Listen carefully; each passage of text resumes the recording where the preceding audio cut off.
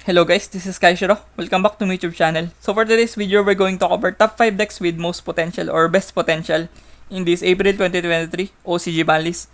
So these are the decks that you should look out for if you are looking for a deck with good potential moving forward and good decks to invest in the near future. So these are the decks that may fall into your criteria on those particular things that I have said.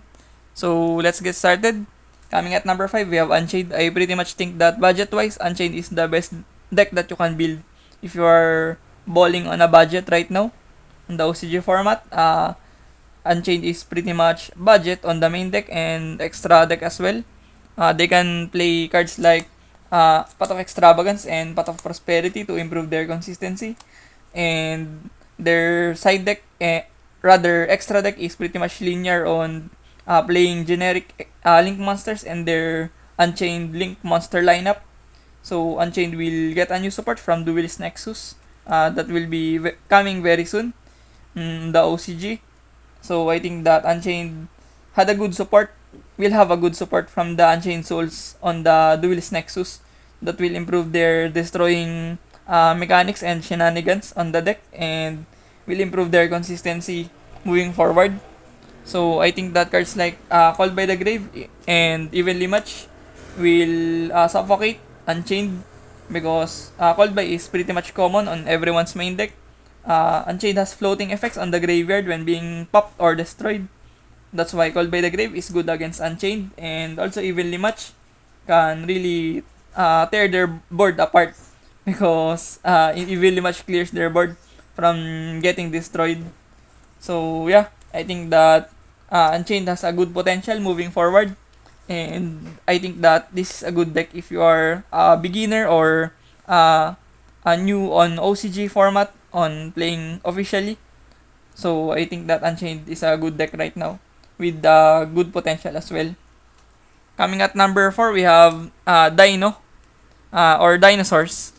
Dino recently got a support from Wild Survivors from the Transcendric archetype that improved the ceiling and overall consistency of the Dino.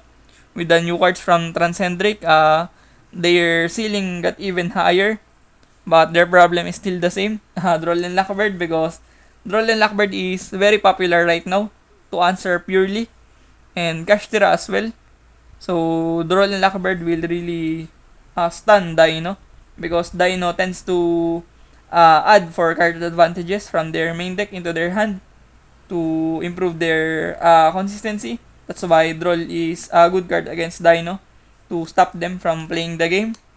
And also Maxi because Dino will extend their board and make big boards going on their first turn. That's why Maxi is very strong against Dino because Dino will try to summon a lot of times on a single turn. That's why Maxi will answer Dino pretty much consistently. And cards like Forbidden Droplet and Dark Ruler No More will hurt Dino because their playstyle is focused on bringing out as many negates as possible on their board. So they will suffer from Droplet and Dark Ruler No More moving forward. But I really think that Dino will get support, good supports from the Duelist Nexus and Animation Chronicles and other promotional magazines from Japan that will contain Dino support cards. So I think that if you're looking for a combo deck, that is a good investment right now. Dino is the best deck for you. Coming at number 3, we have Altergeist. Altergeist is a really good control deck right now for me because the games are pretty much slower right now than before the Tier Laments Ishizu Prime and the Kashtira Prime format. I think that the format is much lower compared than before. So I think that Altergeist will have a good grind game on the current format with Vanquish Soul and Purely and Weekend Kashtira. Altergeist will have a good time against those slower type of decks right now on the current meta game and meta chart. So Altergeist will get new support from Duelist Nexus as well. I think that the deck will try to maximize their combo potential with the new cards and will try to move away from the stagnated control manner of the gameplay of Altergeist.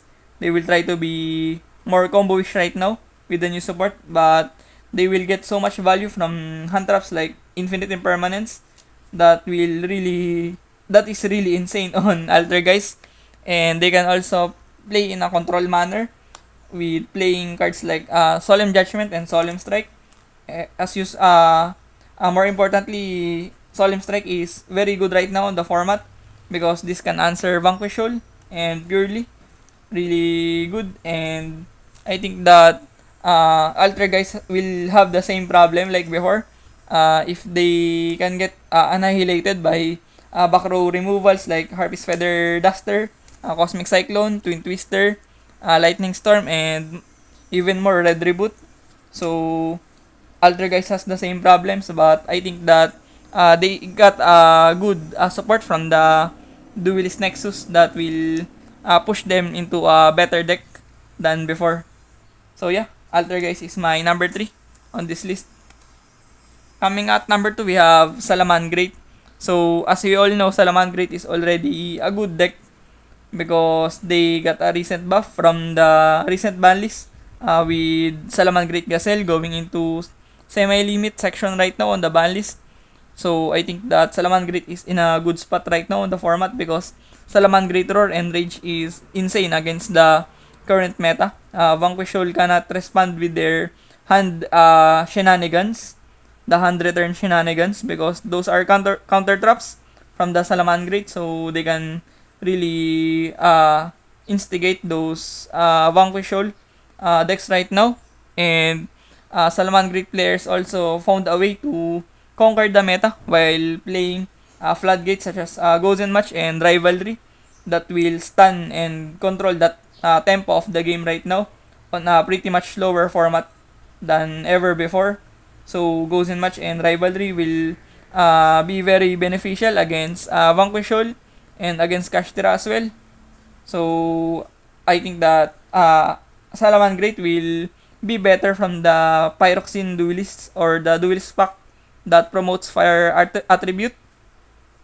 So Salamand Great will get benefits from those Duelist pack products, and as we all know, Salamand Great can utilize all of the Cyber's supports and generics on their extra deck. They can play the Decode Talker Heat Soul, the Access Code Talker, the Transcode Talker, and Splash Mage and Update Jammer, and also Access Code on going second Salamand Great is pretty much game over on a lot of decks right now. So I think that Salamand Great will only get better moving forward with their new support coming from the Pyroxene Duelists. So yeah, Salamand Great is my number 2 on this list. Coming at number 1 with the most anticipated deck on the series, we have Manadium Scarecrow. Because Manadium Scarecrow, particularly the Visa Starfrost lore, is the main storyline right now on the current OCG. Because like Branded before and Bestial and Dogmatica and all of those Dragma story, their story is prolonged. That's why they've got massive support from the previous sets like Darkwing Blast and Photon Hypernova and Burst of Destiny and all of that. So I think that they will get the same treatment from the Branded and Dogmatica archetypes from before. That's why this deck will get more new supports from the sets that will be released sooner than later. I think that Manadium right now is a good combo deck because they can pretty much successfully make Barone, and they can also bring out Apollousa and those type of negation monsters right now on their arsenal. That's why Manadium Scarecrow, I think, is a very good deck that you should invest right now because they will get good support from Duelist Nexus, their new Synchro from their new Visa's Starfrost Synchro is everything to the deck. It will give potential and more ceiling on the deck than they currently have, and they have the same problems with those support. They are pretty much screwed with Ash Blossom if they got struck with the right timing on Ash Blossom, and also Nibiru will topple the deck because this deck special summons a lot on the turn. That's why Nibiru will be a turn ending card for Manadium Scarecrow.